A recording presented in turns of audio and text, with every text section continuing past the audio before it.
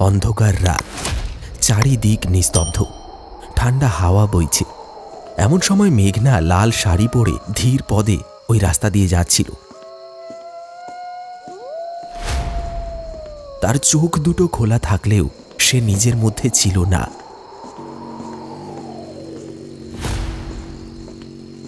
পেছন দিক থেকে একটি বাইক দ্রুত গতিতে এগিয়ে আসছিল।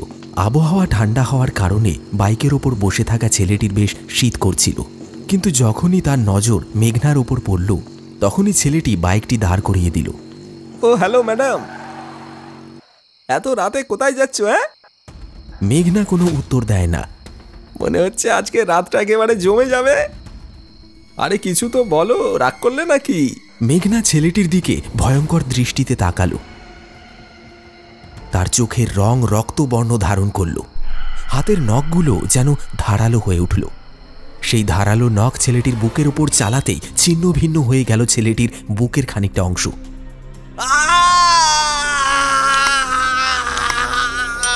আর ক্ষত স্থান থেকে বেরিয়ে এলো লাল টকটকে রক্তের ধারা।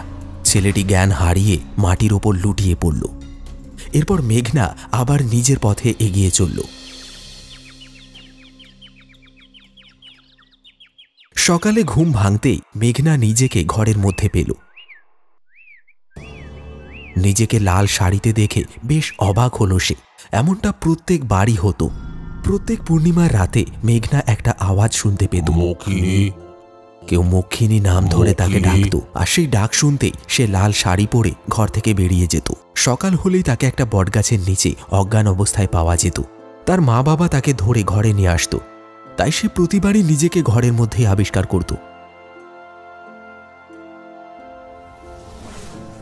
মেঘনা জানতে চাইতো এই ঘটনার পেছনে আসল রহস্যটা কি, কিন্তু ওর মা বাবা এ ব্যাপারে কোনো আমল দিত না। আসলে মেঘনা তাদের সন্তান ছিল না। তারা মেঘনাকে কুড়িয়ে পেয়েছিল ওই বটগাছের নিচে। নিতান্তই লোভে পড়ে তারা মেঘনাকে ঘরে নিয়ে আসে। তারা ভেবেছিল মেঘনা বড় হলে তাকে কাজে লাগিয়ে অনেক পয়সা কামানো যাবে, আর ওকে কখনোই বিয়ে দেবে না। এমনই চলছিল। মেঘনা প্রতিদিন কাজে যেতে লাগলো।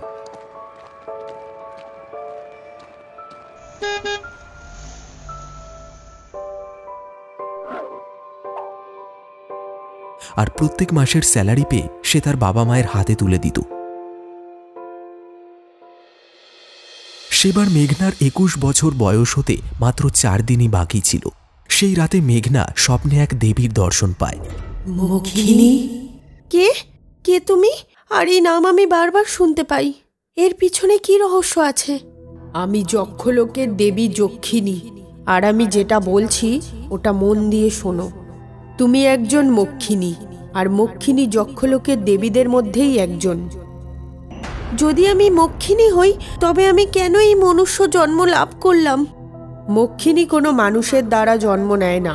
মক্ষিণী জন্ম লাভ করে বটগাছের গর্ভ থেকে। মক্ষিণীর জন্মের 21 বছর পর ওই বটগাছের গর্ভেও একটা নীল পাথর তৈরি হয়। ওই পাথরের কারণেই যক্ষলোকে শক্তি বৃদ্ধি পায়। ওই নীল পাথরের দ্বারাই মক্ষিণী আবার যক্ষলোকে ফিরে যেতে পারে। কিন্তু সে একা নয়, তাকে পাথর পেতে গেলে মোক্ষের সাহায্য নিতে হবে। কিন্তু এটা এত সহজ কাজ নয়। আমাদের যক্ষলোক ভৈরব নামের এক দেবতা কবজা করতে চায়। যদি মক্ষিণীর জায়গায় মোক্ষের সাথে ভৈরব ওই পাথর ছুঁয়ে ফেলে তবে সব শক্তি ভৈরব পেয়ে যাবে, আর সে যক্ষলোকে নিজের আধিপত্য বিস্তার করবে। যদি তাই হয় তবে ভৈরব তো মোক্ষ আর মক্ষিণীকে হত্যা করে সেই পাথরটা পেতে পারে। না, সে এমন করতে পারবে না। ভৈরব তোমাদেরকে কখনো ছুতে পারবে না, আর মোক্ষ তোমাকে তখনই ছুতে পারবে যখন তোমরা দুজনে মিলে একসাথে ওই নীল পাথরের সামনে থাকবে। এই জন্যই এরা দুজনেই তোমার জীবনে তোমার 21 বছর পূর্ণ হবার পরেই আসবে। কিন্তু সাবধানে থেকো, ভৈরব যে কোনো রূপ ধরেই তোমার সামনে আসতে পারে। এইটুকু বলার পরেই যক্ষিণী অদৃশ্য হয়ে গেল, আর তখনই মেঘনার ঘুমটাও হঠাৎ ভেঙে যায়। এবারে সে বেশ চিন্তায় পড়ে গেল কিভাবে সে মোক্ষর সাথে দেখা করবে, আর কিভাবে ভৈরবকে হারিয়ে নিজের ঘরে ফিরে যাবে। এইভাবেই তার জীবনের সেই জন্মদিনটা চলে এলো। কিন্তু তার মা বাবা সেদিনও তাকে কাজে পাঠিয়ে দিল।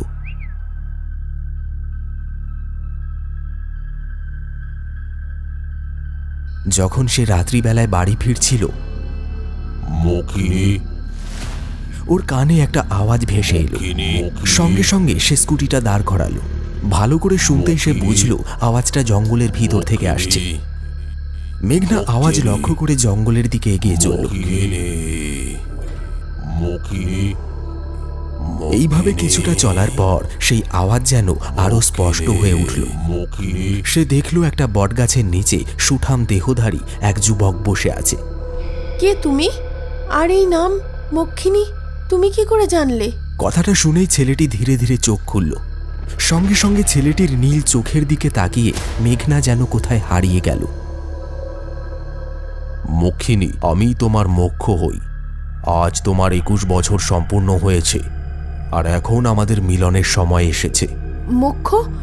তুমি কি সেই মোক্ষ যার সাহায্যে আমি নীল পাথর পেয়ে আবার আমার নিজের জোখলোকে ফিরে যেতে পারি? হ্যাঁ, আমি সেই মোক্ষ, কিন্তু তুমি এখনো সেই ভৈরবের ব্যাপারে কিছুই জানো না। আমি জানি, তার ব্যাপারে যক্ষিণী আমাকে সবকিছু বলে দিয়েছে। আমি তার ছলনা কখনোই সফল হতে দেব না। এইটা শুনে মোক্ষ বেশ খুশি হলো, আর দুজনেই দুজনকে না ছুঁয়ে অনেক কথা বলল। তারপর মোক্ষ পূর্ণিমার রাতে আবার দেখা করবে বলে সেখান থেকে অদৃশ্য হয়ে গেল। ততক্ষণে মক্ষিনী নিজের জীবনের সত্যতা জেনে গেছে। এরপর মেঘনা কাজ ছেড়ে দিয়ে নিজের মতন ঘরে থাকতে লাগলো। তার বাবা মায়ের কাছে শুনতে হলো নানান ধরনের কটু কথা। তারপর একসময় ঘনিয়ে এলো সেই পূর্ণিমার রাত। যখন সে তার ঘরে বসেছিল, তখন আবার সেই আওয়াজটা ভেসে এলো। সেই আওয়াজকে লক্ষ্য করে সে ঘর থেকে বেরিয়ে গেল। তারপর কিছুটা এগিয়ে গিয়ে সে দেখল সেই বটগাছের নিচে এক যুবক বসে আছে, ঠিক ওই রকমই পোশাক আর অলংকারে যেমনটা মোক্ষ সেই রাতে পড়েছিল। মক্ষিনী, তুমি চলে এসেছো। তুমি জানো না আমি কিভাবে আজকের এই দিনটার জন্য অপেক্ষায় ছিলাম। এই বলে সে সেই সব কথাগুলোই বলতে লাগলো যেগুলো যক্ষিণী আগেই তাকে শুনিয়েছে। মেঘনার বুঝতে বাকি রইল না যে এই হলো সেই ভৈরব যে ওকে তার জালে ফাঁসাতে চাইছে, কিন্তু সে এই ব্যাপারটা তাকে বুঝতে দিল না। মক্ষিনী, আজই সেই পূর্ণিমার রাত। মধ্যরাতেই আমরা সমস্ত কার্যকলাপ শুরু করব, আর ওই নীল পাথরটা নিয়ে আমরা যক্ষলোকে আবার ফিরে যাব। মনে রেখো, আমরা দুজনে কেবলমাত্র একসাথেই পাথরটি ছুঁতে পারবো, আর ওই ভৈরব আমাদের বাধা দেওয়ার চেষ্টা করবে, তবে তুমি তার ফাঁদে পা দেবে না। এইটুকু বলেই সে অদৃশ্য হয়ে গেল। এরপর মেঘনা আবার ঘরে ফিরে আসে।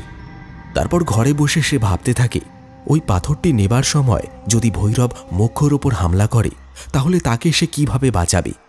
ওই সময় তার বাবা মা ঘরে বসে কথাই বলছিল। হঠাৎ ঘরের আলোটা নিভে গেল, আর পর মুহূর্তে যখন আবার আলো ফিরে এলো, তখন তাদের চোখের সামনে এক ভয়ানক দেখতে মানুষ দাঁড়িয়ে আছে। তাকে দেখেই দুজনে চিৎকার করে উঠল। ভয়ানক মূর্তি দুজনার কাছে এগিয়ে এলো, আর মুহূর্তের মধ্যেই তার শক্ত হাতটা দুজনার বুকের মধ্যে ঢুকিয়ে দিয়ে ছিন্ন ভিন্ন করে দিল তাদের শরীর।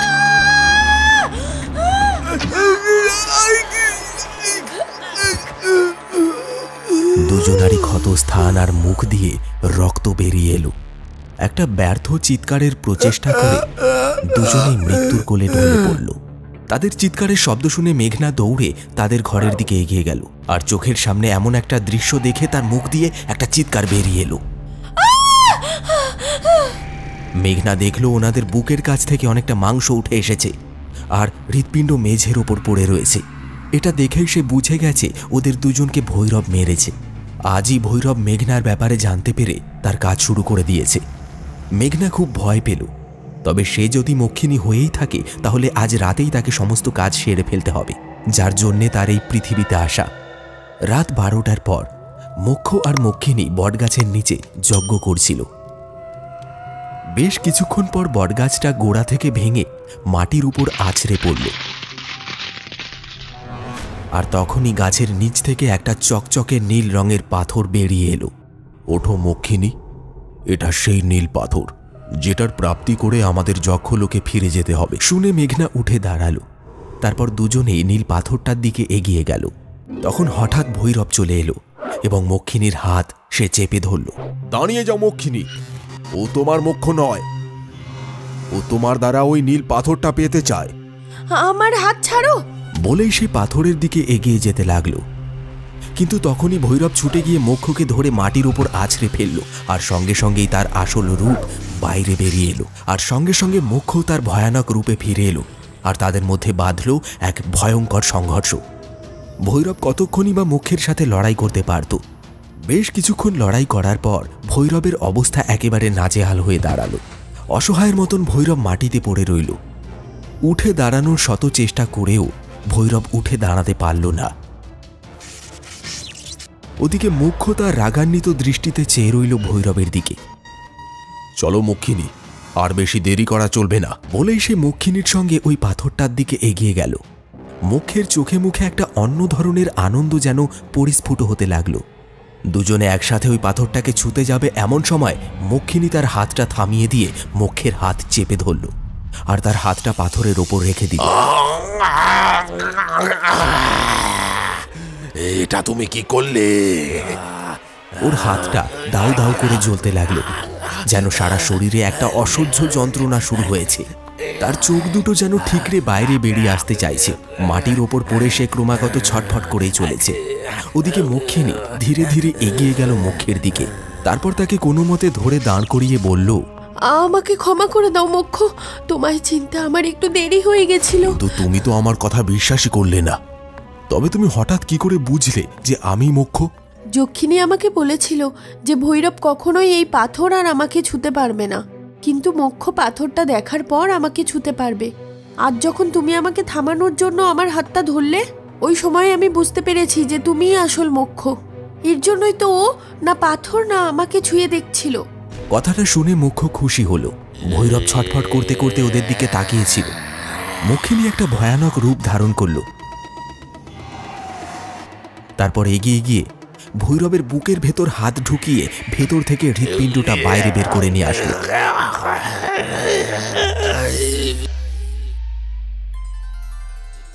এরপর সে মুখ্যর হাতটা ধরল, আর দুজনেই একসাথে নীল পাথরটাকে তুলে নিল। পাথরটা হাতে আসতেই সামনে একটা দরজা খুলে গেল, আর ভেতর থেকে একটা আওয়াজ ভেসে এলো, মক্ষিণী, তাড়াতাড়ি নিজের দুনিয়ায় ফিরে এসো। ওরা দুজনেই একসাথে দরজার ভেতরে পা রাখল, আর মনের আনন্দে দুজনে দুজনার গলা জড়িয়ে ধরল। দরজাটা অদৃশ্য হয়ে গেল, আর দুজনেই নিজেদের দুনিয়া যক্ষলোকে ফিরে গেল।